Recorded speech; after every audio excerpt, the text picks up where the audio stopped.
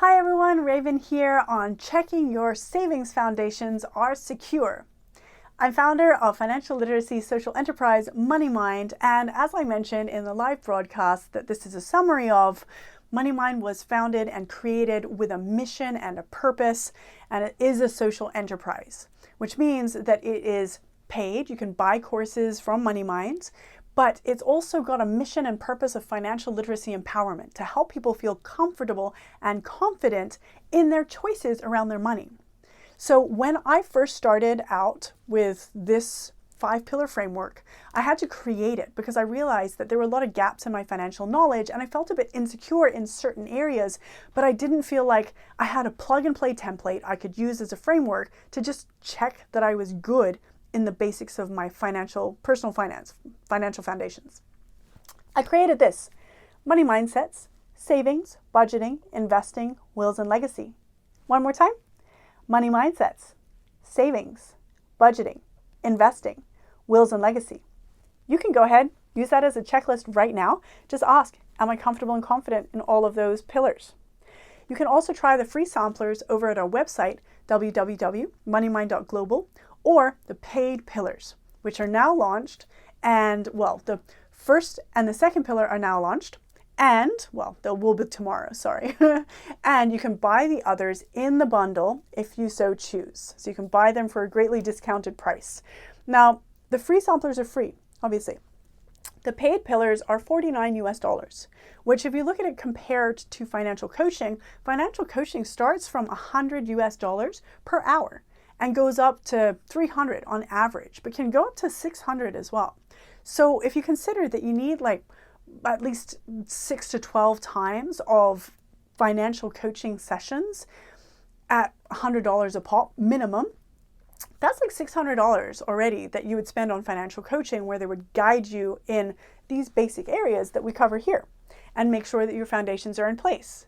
So this is a really cost-efficient way that you can get some benefits of financial coaching without actually having a financial coach sitting there with you, but having me talk about my experience and guidance and just sharing like a friend or a sister, saying, here are my opinions only, not advice. No advice is given, just here's what I think and what I have done and what I learned along the way.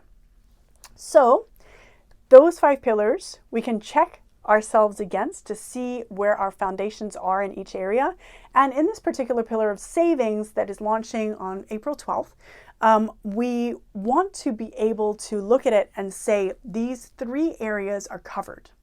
And these 3 areas are in the free sampler. So I'm just going to walk through them very quickly. They are our current savings status. We want to know our current savings status. Are we saver spender type? We want to know what we are and work with our type. And then 3 practical strategies, and I'll go into those in a moment. But essentially, they are monthly savings, emergency fund, and keep going. So just to dive into those a little bit more, you can ask yourselves the questions that are asked in the free samplers, which are, what's our current savings status?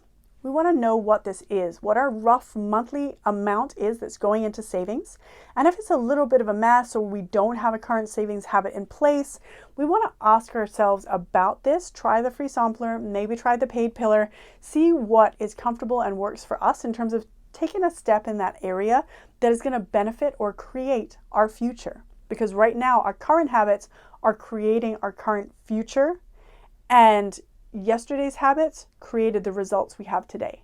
Are you happy with the results you have today, or do you want more? Like say if you think, oh, I'd have a house by now, have you been saving for a house? Have you got those savings habits in place? Are you going in that direction, or are you just kind of waiting for later? Waiting for later is the best way to not get stuff done. It's procrastinating. It's so natural. We all do it in some way or form at some point in our lives or days. And really the only difference is that some of us are really excellent at jumping over procrastinating as soon as it arises. So I used to procrastinate a lot, and I realized it felt so bad that I now, if I have a feeling of procrastination, I do it immediately. So actually the feeling I've turned into the trigger to do and take action.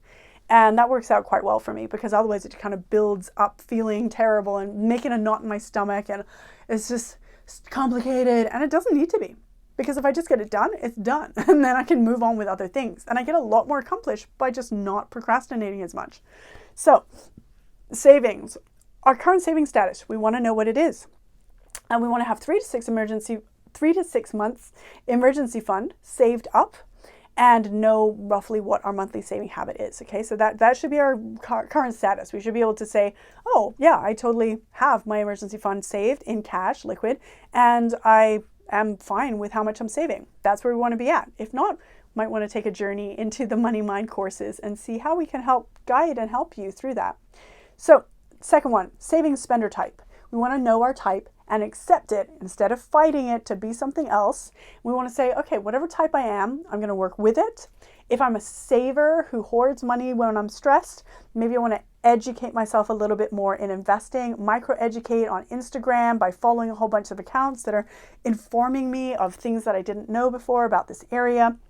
Just get more comfortable and allow our brain to get more comfortable by familiarizing it with that area.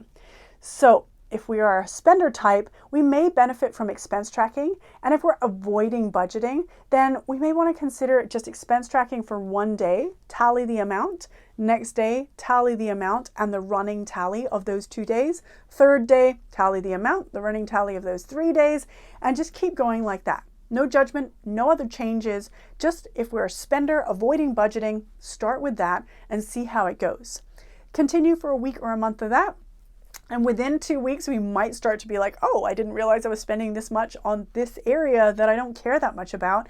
And selective spending may start to kick in, which is quite empowering because then we're making choices that are beneficial to us to reduce our spending without having any complicated emotions about it. We're actually just making a choice from our own autonomy and empowerment. And that is a really great feeling because then we can consider if there are types of budgets that might suit us after doing this for like 1 to 3 months.